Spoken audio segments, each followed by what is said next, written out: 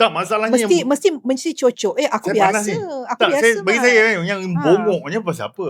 Yang bongok apa Ha. hang sendiri tak Ha. buat yang baik-baik. Ya. Tunjukkan karya kau yang okey. Okey. Membuatkan sesuatu tu memberi kebaikan kepada orang lain, kepada generasi muda, membuatkan semangat nak buat teater. Betul. Kepada yang mereka yang lama, membuatkan aku kena buat yang lebih baik. Kan lebih baik macam tu daripada kau nak toksik. Engkau tu yang bongok. Cerita belakang tirai, tempat kisah lama hidup kembali. suara yang pernah sunyi. Assalamualaikum, bertemu lagi dalam podcast Cerita Belakang Tirai, kerana semua cerita berlaku di balik tirai. Di balik tirai ke di belakang tirai, Mat? Kali ni toksik lah. Ayo, komplain je lebih. baru nak mula tak sampai seminit. Okey, sekejap. Kalau kita harap pada waktu ni kawan-kawan kita kat luar sana dah mula subscribe. Ya, terima kasih. Komen pun banyak juga sebenarnya. Betul, Dan betul, orang betul. pun dah mula like. Okey, walaupun kita masih mengharapkan supaya jumlah tu meningkat, tapi sebenarnya kita dah mula menerima banyak feedback yang menarik. Alhamdulillah, terima kasih kami ucapkan ribuan jutaan terima kasih kepada anda semua kerana terus menyokong kami, dan insyaAllah kami akan buat yang terbaik supaya tidak adalah toksik yang tak puas hati dengan saya. Bukan dengan saya, dengan sabar. Sabar lagi, masih bersabar lagi ni. Okey, sebelum aku toksikkan kau betul-betul, okey, kita petik satu komen dululah. Orang duk komen-komen kita punya episod. Okey. Kenalah juga baca kan. Ada satu bukan komen. toksik lah. Ini bukan toksik. Okay. Yang ini memang untoxic. Right.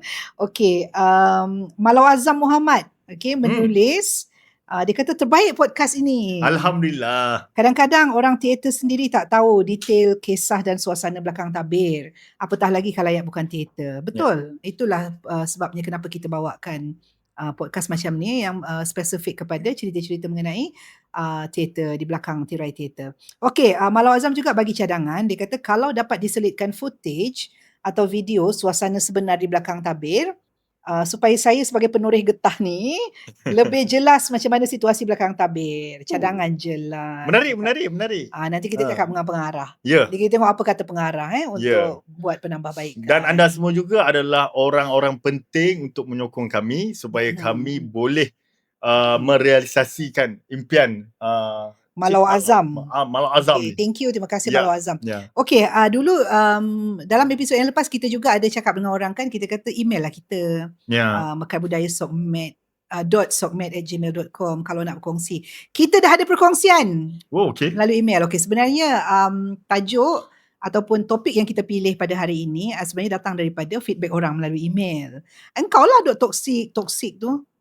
Katanya apa kata kalau podcast ni menceritakan tentang sikap-sikap orang yang toksik di dalam dunia teater. Okey. Jadi tajuknya kita hari ni adalah teater ni kecil, teater kita kecil, okey, tapi toksik. Baik. Toksik tu apa, Mat? Apa yang kau faham dengan perkataan toksik? Toksik tu kat Leni lah. Okey. Okey, yang saya tahu. Toksik kejap, ni. Aku ada definisi definisi saya lu. Definisi orang baca ni kadang-kadang tak faham kat ni. Kita tengok definisi tu match tak dengan sikap dia. Okey, ni kau dengar ikut pemahaman, ikut kita punya pengalaman yang mana toksik ni kat ni. Dia adalah sesuatu yang tak elok ataupun dipanggil beracun. Tak cukup. Okey. Dia tak habis lagi. Nampak toksik. Tak habis. Sambung. Lepas tu sesuatu yang beracun yang mana dia boleh memudaratkan. Bukan kepada manusia, pada suasana dan juga environment. Sama kan? Okey, boleh lah. Okey, basically literally lah orang cakap. Kita kena start daripada literal. Hurufiahnya. Okey. Hurufiahnya. Okey, betul lah apa yang Mak cakap tadi. Cuma kalau kita nak pergi ke dasar lagi, toksik ni basically adalah benda yang menghasilkan racun. Dia menghasilkan racun. Nanti kita pergi ke situ. Okey, kita pergi kepada yang literal, dia menghasilkan racun, memudaratkan. Okey, aku pinjamlah perkataan kau memusnahkan, membawa keburukan. Contohnya apa? Yang literal ni dulu. Okey, kalau itu Kak Leni cakap tu pada sifat tu. Hurufiah adalah sifat tu. Sisa buangan toksik, chemicals kan. Itu toksik lah. Itu memang kita tahu kalau apa tu bahan-bahan seperti tu kimia apa semua tu adalah memang toksik kepada manusia, Toksik. beracun. Ya. Okey, kalau kita pergi kepada maknanya secara figuratif, Figuratif. perlambangan kan, Hmm. dia sebenarnya toksik ni lebih kepada relationship ataupun sikap, behavior. Ya. Barulah kita kata orang yang bersikap toksik ni adalah orang yang boleh menyebabkan tekanan mental Ya. ataupun emosional, perbuatan dia lah. Betul. Sikap toksik, perbuatan toksik ni boleh menyebabkan orang lain di sekitarnya merasa tertekan. Ya. Emosi, mental dan sebagainya. Saya rasa tertekan sekarang ni. Dekat sebelah ni. Kadang Okey. dia toksik ke? Alang-alang Yang cakap. boleh pergi ke arah yang paling bahaya kali ni, Okey. menjadi narsistik tau. Satu lagi definisi toksik, tapi ini secara ekonomi lah. Kita kena kongsi ilmu lah dengan orang. Okey, dalam Boleh. ekonomi kita ada juga apa yang dikatakan sebagai toxic debt. Okey, hutang ataupun beban hutang lah. Debt. Bukan Toxic. debt mati. Mat, Okay. janganlah Mat. Baik. Debt. Kau jangan sampai aku buka kelas bahasa Inggeris dekat sini Okey, teruskan. Kau ni punca tau. Okey, teruskan. Okey, debt. Toxic debt ni merujuk kepada kalau kita buat hutang, tapi hutang kita tu adalah hutang toksik yang sebenarnya lagi membebankan kita, bukan Ya. memudahkan kita. Contohnya apa? Kalau kita loan beli rumah, rumah tu aset lah kan orang cakap. Ya. Tapi apa yang kau loan, tapi loan tu akhirnya akan menjadi toksik dalam hidup kau. Betul? Apa dia? Aku tanya ni contoh. Oh. Ha. Akhirnya dari segi maintenance rumah tu. Lepas tu kalau kita beli rumah, kita sewakan, tak ada orang nak sewa. Ataupun penyewa tu buat masalah, pecah itu pecah sini, dia lagi banyak masalah. Boleh lah. Walaupun ada lagi contoh yang lagi. Okey, hurufiah hanya hurufiah. Okey lah. Okey. Itu kita dah pergi kepada definisi toksik. Engkau minggu ni, lusa kau ada show kan? Tarik picu dah start kan? Ya, cari picu dahsyat. Ada toksik ke berlaku dalam persembahan ni? Alhamdulillah. Kami bermula dengan asalnya kami dah clear dan kami dah mengangkat ikrar apa-apa jadi kita kena buat bersama-sama.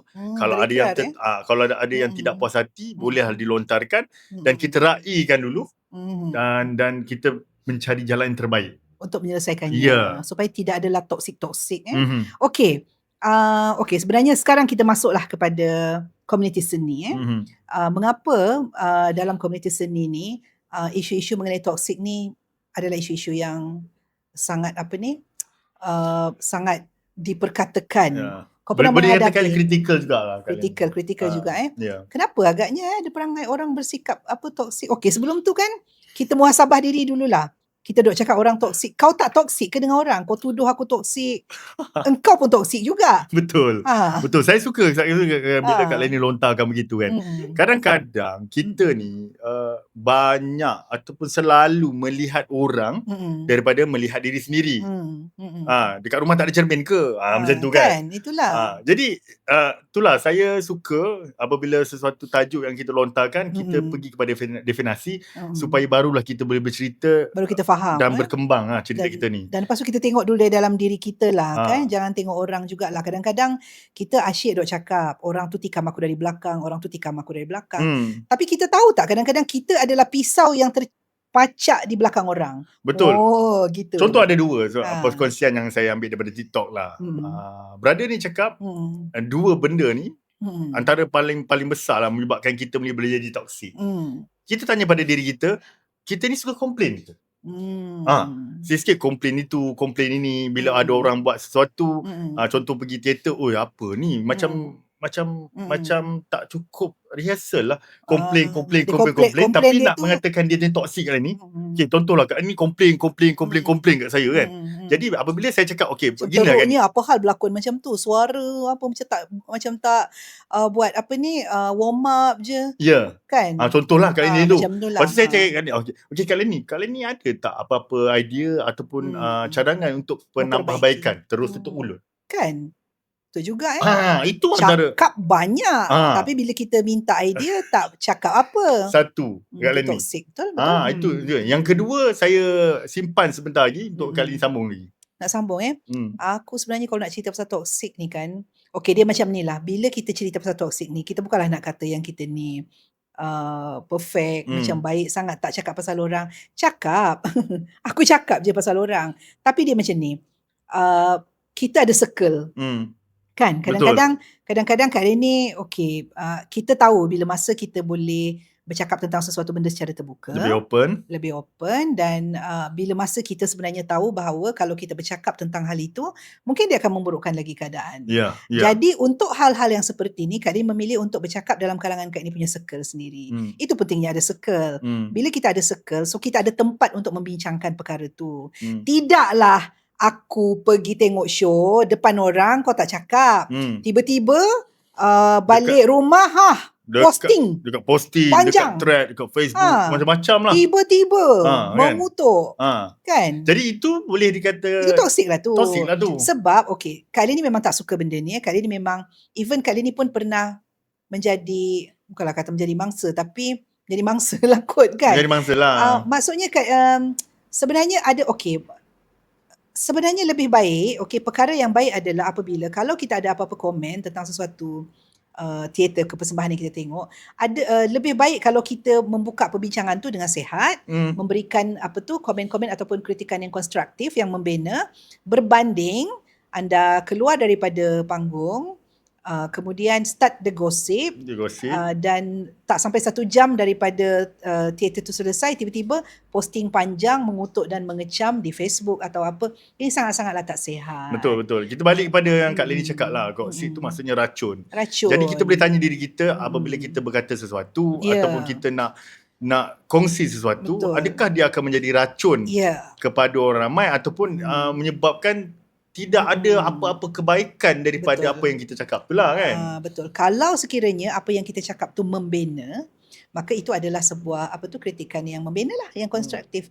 Tapi kalau kita punya kata-kata tu menyebabkan orang tertekan kan, emotionally, drain, mentally, rosak, semua. Artinya kita dah menjadi sebagai sebahagian daripada toksik itu. Suka ke jadi toksik? Suka Kak Leni. Suka. Dia macam ni Kak Leni. Kenapa suka? Saya membayangkan kalau saya ni seorang yang toksik, tapi saya tak tahu pun saya toksik. Saya suka sebab saya akan diperhatikan. Contohlah. Kan kadang-kadang kita ni rasa kita nak join the trend sebab semua orang meluahkan rasa dekat social media. Jadi kalau kita cakap saya suka dengan persembahan ini, contoh. Tak ada orang komen pun, tak ada perbincangan pun, tak viral pun, tak FYP pun. Jadi asalnya itu mungkin mula-mula dia tak adalah nak toksik sangat. Cuma dia rasa nak diperhatikan ataupun nak join the trend yang nak juga menyatakan sesuatu. So dia kena sebut sesuatu yang lepas tu tiba-tiba lah. topik dia tu hangat. Jadi dia suka kan ni. Jadi dia rasa ini kot caranya untuk aku dikenali. Dan akhirnya menjadi darah daging dia. Dia ketagih perhatian lah. Perhatian. Sedar tak sedar dia menjadi toksik. Kan? Betul. Apa kau ada nak share tak apa-apa pengalaman yang kau pernah menjadi mangsa kepada akibat toxicity daripada orang keliling ni? Ada pengalaman. Yang mana saya ambil di bawah tajuk yang mana apabila kita berkata sesuatu, kan kita komplain ataupun kita mengumpat, kan akhirnya jatuh kepada orang lain yang mendengar, terus benda tu lagi teruk kali ni. Yang apa yang berlaku pada dalam hidup saya lah. Saya dilanda kontroversi tentang perkahwinan saya. Jadi yang mana apabila saya dapat komen, dia ni siapa? Kan tiba-tiba dia ni memang tak guna. Dia lelaki ni, aku tengok muka pun dia tak boleh belah. Betul. Kan? Jadi benda tu toksik kali ni. Sebab nombor satu, dia tak kenal saya.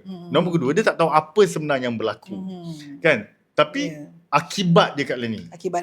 Sebelum tu Kak Leni bagi sedikit mukadimah lah kepada mungkin orang yang tak faham sangat apa yang kau cakap ni. Kawan sebelah kita ni, J.S. Wazir ni, dia pernah lah dilanda kontroversi satu masa dahulu. Lah kontroversi peristiwa tu telah pun berlaku. Hal yang lepas dah berlaku lepas.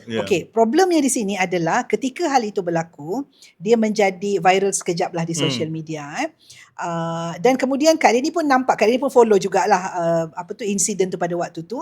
Dan yang bukan kelakar, yang toksiknya adalah netizen. Apabila peristiwa berlaku, meletup suatu perkara yang menyebabkan dia adalah sesuatu yang negatif kan, netizen yang tidak berada di tempat kejadian, netizen yang tak kenal pun dekat engkau, netizen yang tak tahu pun apa-apa pasal engkau, tiba-tiba dia orang punya komen tu sangat-sangat toksik. Sangat-sangat toksik. Okey, itu satu perkara Dan apabila toksik-toksik ini bergabung dan berkumpul, ini yang kita nak sebut. Apa berlaku kepada J. Iswazil pada waktu tu? Okey, ketika itu nombor satu pasal emosi saya lah. Okey. Kan, yang mana hal yang berlaku pun dah membuatkan jiwa ni kacau. Lepas tu ditambah pula dengan kata-kata yang toksik yang membuatkan saya pernah satu ketika hilang pertimbangan kat ni. Faham? Maknanya saya pernah mengasingkan diri yang sampai saya cakap, adakah aku sebegitu? Sampai tahap kau macam percaya pula kan? Tiba-tiba kita jadi percaya pula. Aku memang jahat rupanya aku ni. Kan? Dan yang paling cabaran hidup saya adalah saya orang seni. Saya memang bekerja sebagai pelakon, mencari makan sebagai pelakon. Betul. Dan impact daripada kata-kata orang tu membuatkan peluang pekerjaan saya pun disekat ketika itu kan. Ya, banyak ke? Maksudnya disekat, ditarik balik ke atau tidak diberikan peluang ke atau macam mana? Ditarik balik ada, tak diberi peluang ada. Dan yang paling saya sedih, saya tidak dinyatakan secara rasmi saya ni senang cerita macam digam. So saya jadi oleh stesen TV. Oleh stesen TV. Nak sebut ke stesen TV mana? Tak perlulah kita sebut. Kau kena gam balik. Tapi sekarang dah okey lah. Alhamdulillah. Saya nak cakap dari sudut toksik tu kali ni sebab dari sudut orang cakap hikmahnya itu kita pergi pada tajuk lain. Tapi saya nak bagi tahu apa jadi impaknya kepada orang yang ditoksik itu. Okey. Netizen inilah satu benda ini kan sejak Kak Dini follow satu platform social media ni, thread tu terutama lah. Sampai ada satu masa Kak Dini cakap, platform ni toksik gila Sebab dia macam ni tau. Bila anda berada di ruang social media, di platform social media, kita ni macam berjalan-jalan di dunia maya. Kak Dini lah, Kak Dini scroll kan. Kak Dini kadang-kadang kalau thread tu malam-malam lah, ambil sebelum nak tidur, bila ada masa Kak Dini scroll. Bila kita nampak ada isu yang menarik, kita komen. Kita tak kenal pun orang tu. Kita memang tak kenal lah. Itu menariknya satu benda kita tak kenal. So kita akan join mereka untuk berbual, berborak. Kadang-kadang ada benda yang elok. Bila Kak Dini join isu-isu yang tentang kesihatan, tentang wanita-wanita middle age, kesedaran. So kita kongsi petua, kita apa bertukar-tukar. Tapi apabila kita start, apabila Kak Dini baca isu-isu yang terutamanya melibatkan orang lah, macam melibatkan selebriti ataupun orang-orang yang terkenal, orang-orang yang komen ni sampai mengucap lah kita Kak Dini macam, ya Allah, korang komen ni macam sedap korang menjatuhkan maruah orang. Sangat sedap menjatuhkan maruah orang tanpa kau kenal orang tu. Komen masuk je, komen cakap, kau meninggalkan jejak dekat situ, and kau tak tahu apa kesan kau punya kata-kata tu kepada orang yang membaca. Kepada orang merasakan emotionally distress apa semua kan. Itulah dia kesan yang disebabkan oleh toksik, bahan-bahan toksik seperti kamu ini, wahai Nurtizen. Tapi bagi mereka kat Leni kan, dia ada satu jawapan tau yang dia rasa padu. Memang sesuai lah dengan muka kau Leni. Oh my god. Kau merangkak lah itu. Dia jawapan dia macam tu selalu. Kau merangkak lah di padang mahsyar nanti cari aku. Gitu kan. Akhirnya dia environment tu jadi tak sihat. Betul kat ni. Sangat-sangat tak sihat. Betul. Sebab dia macam ni. Kadang-kadang orang nak cakap tapi apa yang aku cakap betul apa? Okey, kalau kau cakap tu betul, tapi dari segi adabnya, dari segi undang-undangnya, dari segi haknya, mana boleh begitu? Kau rasa betul, tidak semestinya benda kau rasa betul tu kau kena umumkan dekat seluruh dunia. That's why ni cakap kita perlukan circle. Kali ni kan kadang-kadang ada rasa nak mengamuk juga terhadap satu-satu perkara. Kita ni manusia biasa, memanglah kadang-kadang kita akan ada rasa macam, ya aku tak sukalah benda ni, tapi jangan cari pasal lah dengan orang kan. Betul. Kali ni akan pergi kepada orang, mungkin pergi kat engkau. Yang kita percaya, orang-orang macam dorang adik ke dorang nik ke. Aku cakap, "Dik, Aro, Kak ni menyampah lah ni." Aku cakap, ini circle yang aku percaya, yang Kak ni percaya apabila Kak ni luahkan kepada dorang, mungkin dorang boleh calm down kita. Mungkin dia boleh kembalikan kita punya positivity. Dan akhirnya kita akan find kita macam balik ke square one. Jadi kita tidak tidaklah menjadi toksik. Tak ada toksik. Janganlah luahkan dekat sosial. Janganlah mengacau orang dekat social media. Penatlah. Ya, sebab penat sangat tu sampai kerut berdari tu. Apa kita berehat dulu. Bas kita nak buang toksik-toksik dulu. Nanti jumpa lagi. Cerita belakang tirai. Cerita belakang tirai. Tempat kisah lama hidup kembali. Suara yang Okay Mat, punyalah toxic kita punya environment tadi Sampai Kak Lini lupa tau. Selalunya Kak Lini ingat. Kak Lini akan minta kita punya kawan-kawan kat luar tu untuk subscribe, untuk komen, untuk like, untuk push the notification bell. Betul. Kak Lini lupa sebab toxic sangat engkau buka topik tu tadi. Tapi dia betul. Tak sihat betul lah. Orang cakap macam ada hantu. Dia macam kesurupan lah kita orang bila cakap pasal toksik tadi. Tapi kita kena bertenang. Ya, bertenang. Okay, kita kembali ke dasar. Okay, kita cerita pasal teater dulu. Okay, minggu lepas-lepas, okay, pada 7 dan 9 hari bulan, kau pergi tengok kan teater ni? Teater apa? Betisnya Bunting Padi dengan Keranda 13 di UM. Kita support. Betisnya Bunting Padi diarahkan oleh Lion Chong. Karya sastrawan negara Dato' Osman Awang, dan Keranda 13 diarahkan oleh Adik Amalina. Ditulis oleh Rodi Rokidi. Okey, kedua-dua naskah ni telah dipentaskan sempena projek akhir UM. Tapi yang bagusnya walaupun ia adalah sebuah projek akhir, tetapi ia dipentaskan secara publik, dibuka untuk orang ramai, dan kali ini boleh kata yang persembahan mereka bertaraf tidaklah nampak bertaraf pelajar, dia beyond daripada pelajar punya nampak kualiti. Orang ni dah matang dan bersedia untuk menghadapi dunia yang sebenar. Dan kali ini suka kedua-dua ceritanya dan produksi Betisnya Bunting Padi itu telah melakukan eksperimen yang baik lah. Mereka membawa konsep hitam putih di atas pentas. Kita macam tengok filem P. Ramlee. Betul. Mereka bawa banyak elemen-elemen P. Ramlee, muzik-muzik P. Ramlee, lakonan pun macam lakonan orang dulu-dulu kan. Seronok kita tengok. Mak saya gelak sebab itu pun ada juga orang toksik. Ada. Jadi nak cerita kali ni kan, betapa toksik ni dia boleh menyebar dan boleh merayap dekat semua bidang kat dia ni. Kan? Jadi dalam bidang teater dia pun toksik kat dia ni. Banyak. Kat ni sebagai orang yang dah berbanyak pengalaman dan dia lama kan berada dalam bidang ni, toksik dalam teater pun teruk kat dia ni kan. Kali ni kan kalau boleh kali ni nak lupa satu-satu sebab ada juga memang ada satu kejadian tu berlaku yang betul-betul membuatkan Kak Leni down. Ada satulah peristiwa yang berlaku, okey. Kak Leni sampai cakap lah dengan produksi kita kan, Mekar, Kak Leni kata apa yang berlaku ni betul-betul membuatkan Kak Leni down sebab Kak Leni sangat-sangat tak sangka level toksik boleh mencapai tahap sampai macam tu sekali. Okey, apabila maksudnya sampai begitu sekali, maksudnya apa? Mengganggu kehidupan dan jiwa. Mengganggu emosi, sebab macam ni lah kita kali ni bila Kak Leni dedicatekan diri Kak Leni kepada teater ataupun bidang seni, dia ada tujuan tertentu dalam diri kita. Kita nak bercerita. Kali ni orang yang suka bercerita dan Allah bagi kita ni bakat, okey, untuk kita bercerita melalui seni ataupun melalui teater.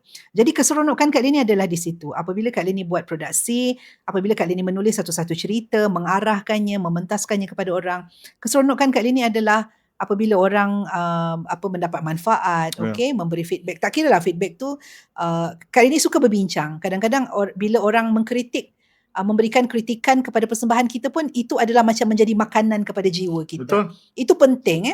Itulah perkara-perkara yang membuatkan Kak Leni seronok dan gembira dalam bidang seni. Tetapi yang membuatkan Kak Leni down adalah apabila orang mula menaburkan racun. Kita panggil racun lah. Kak Leni tak suka nak sebut perkataan ni kritik. Kritik tu positif. Kritik ni biar positif ke negatif ke, pada kali ni ia positif selagi ia kritik. Kritik ni perkataan yang sangat intelek. Okay, ini intelek. Orang yang mengkritik adalah orang yang mempunyai intellectuality yang tinggi. Tetapi orang yang menaburkan toksik dan racun, pada kali ni inilah orang-orang yang membunuh. Dan kali ni mengalaminya. Okay, terutama dalam situasi media sosial sekarang, diserang melalui media sosial. Okay, persembahan kita masih berjalan tapi kata-kata buruk dan kata-kata racun sudah pun ditabur-tabur. Sedangkan teater tu sendiri memanusiakan manusia. Tapi kenapa pula sampai jadi racun? Dan kali ini lebih sedih apabila membaca komen-komen.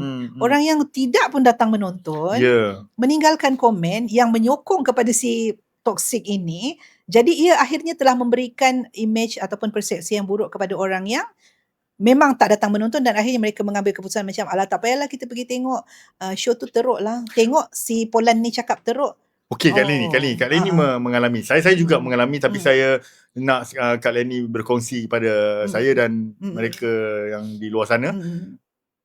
Kak Leni mengalami satu situasi yang toksik lah. Orang-orang mengecam, yang membuatkan sampai ada pula kata-kata yang tak payahlah tengok show ni, mesti teruk. Jadi Kak Leni, kalau Kak Leni boleh kongsikan bagaimana Kak Leni menangani untuk Kak Leni terus berkarya, dan bagi Kak Leni toksik ni takkan habis ke? Dia takkan habis. Okay, dia macam ni. Untuk menangani benda-benda macam ni, pertama of course kita jangan nafikan perasaan kita dululah. Okay, Kak Leni macam tu. Kalau Kak Leni marah, Kak Leni akan cakap. Kak Leni akan bagi tahulah Kak Leni marah. Maksudnya Kak Leni akan luahkan jugalah. Akan luahkan, tapi dalam circle Kak Leni lah. Okay? Kalau Kak Leni kecewa, Kak Leni akan bagi tahu. Ini orang-orang yang selalu mendengar adalah orang di keliling kita lah. Kawan-kawan baik Kak Leni kan. Kak Leni akan Kak Leni tak akan menafikan perasaan tu. Sebagai manusia kan? Sebagai manusia. Kak Leni akan cakap kalau aku marah, aku kecewa, aku down, dan Kak Leni akan bagi chance pada diri Kak Leni untuk menikmati, untuk enjoy. Okay? Bila Kak Leni down pada waktu tu, Kak Leni senyap, Kak Leni shut down sampai 3 bulan.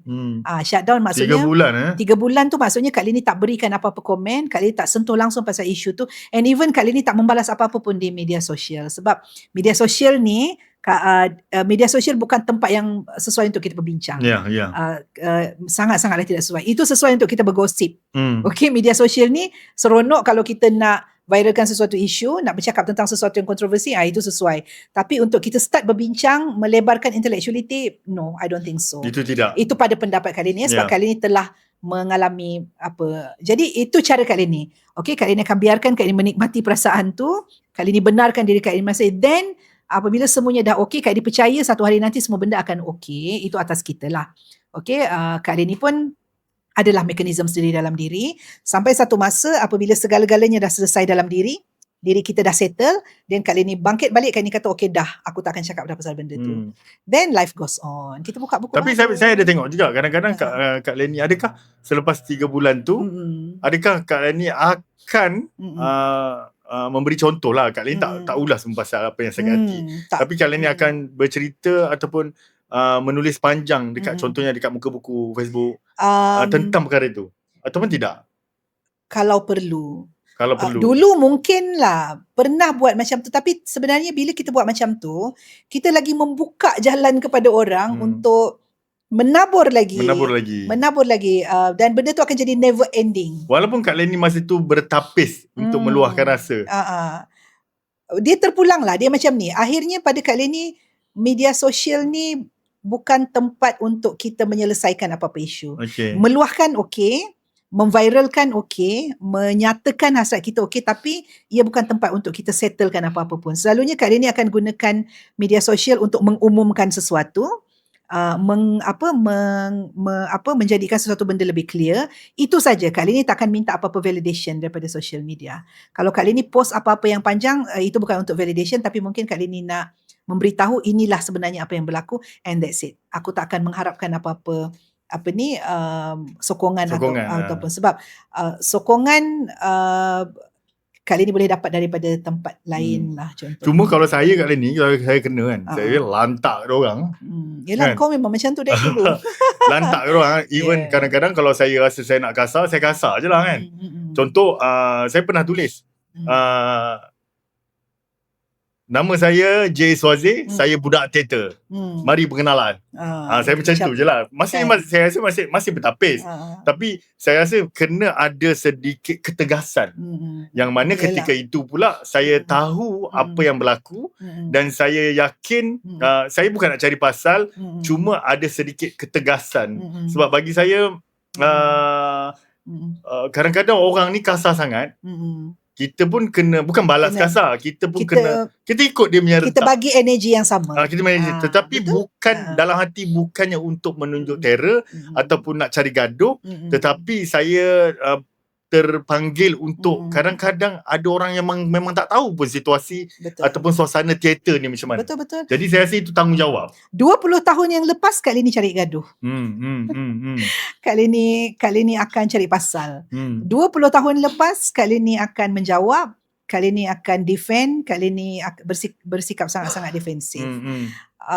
Tetapi itu mungkin faktor umur lah kot. Tetapi sekarang apabila Kak Lini mula faham yang toxic ni sebenarnya toxic, racun, dia bukan senang kau nak hapuskan apa toxic kan. Jadi akhirnya bila Kak Lini sedar, ada kesedaran tentang perkara tu, so Kak Lini pun macam okay lah, biarkan sajalah, kita ubat hati kita sendiri gitu kan, dan kita teruskan hidup. Dan saya percaya kita terus je buat kali ni. Kita terus je buat, Dia buat, tak dan ada yang apa-apa. paling penting bagi saya, kadang-kadang saya ambil je challenge daripada toxic ni kali ni. Yalah, Yang mana orang nak tunggu je kita buat silap. Betul. Jadi kat situlah mungkin untuk menyedarkan ataupun memberitahu diri, kita kena sentiasa dalam keadaan tenang dan melakukan dengan ikhlas. Betul. Kan, sebab kadang-kadang kita terfikir kita nak buat sesuatu tu sebabkan nak balas dendam ataupun nak bagi tahu kat orang tu, akhirnya niat kita tu tak menghalalkan cara kita kan. Kau tahu tak, dalam pada dunia teater yang sangat kecil ni, yang kita tak mau panggil industri pun ni kan, kita tak dapat panggil teater sebagai industri. Kita boleh kata industri seni, kan, industri seni kreatif gitu. Tapi nak panggil teater tu sebagai industri mungkin bukan sekarang lah. Kita kata dunia teater, bidang teater macam tu. Kecil-kecil macam ni pun toksik merata-rata, tahu tak? Betul. Contohnya apabila dia macam ada je orang yang tak boleh dengar, macam dia macam ni lah. Kadang-kadang yang menariknya dalam dalam dunia teater dekat Malaysia ni, kadang-kadang tambah-tambah lagi apabila kita berjaya mendapatkan peluang geran contohnya. Ya, itu yang saya nak cakap tu. Nak yang sebut mana geran. tak, masa ni kat ni saya nampak teater ni kan, kita kata tak sampai pun dah tahap industri kalau kat Malaysia ni. Tetapi yang saya nampak sangat toksik apabila dia melibatkan dana duit dan saya boleh katakan dari segi populariti. Sebab kadang-kadang manusia ni kali ni sebabkan dia nakkan duit dan yang popular. Itu yang paling penting kali ni. Toksik ni terjadi bila Kak Leni cakap. Kak Leni pun tak adalah mencari duit ataupun mencari rezeki semata-mata kita buat teater. Tapi Kak Leni setuju dengan saya cakap toksik ni sangat-sangat kita rasa bila dia melibatkan dana. Betul, melibatkan dana sebab mungkin dia sebab melibatkan income generation. Jadi dia macam ni lah. Pertama, konsep rezeki tu, kalau ada konsep tu dalam diri kita, sebenarnya itu boleh mengawal tau kita punya kita punya perangai toksik kita, terutama kita percaya. Betul. Yang Kak Leni nampak kebanyakan orang ni, dia tak senang, dia panas punggung. Bila dia tengok ada satu orang ataupun satu kumpulan ni mendapat dana ataupun mendapat peluang kan daripada agensi tertentu kan, mereka panas punggung. Mereka mulalah macam, kenapa diorang dapat kenapa bukan kita? Diorang tu mesti kipas. Tak, masalahnya Mesti cocok. Aku biasa. Bagi saya yang bongoknya pasal apa?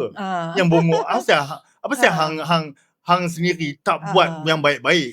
Tunjukkan karya kau yang okey. Membuatkan sesuatu tu memberi kebaikan kepada orang lain, kepada generasi muda, membuatkan semangat nak buat teater. Kepada yang mereka yang lama, membuatkan aku kena buat yang lebih baik. Kan lebih baik macam tu daripada kau nak toksik. Kau tu yang bongok. Dia kan sekecil-kecil.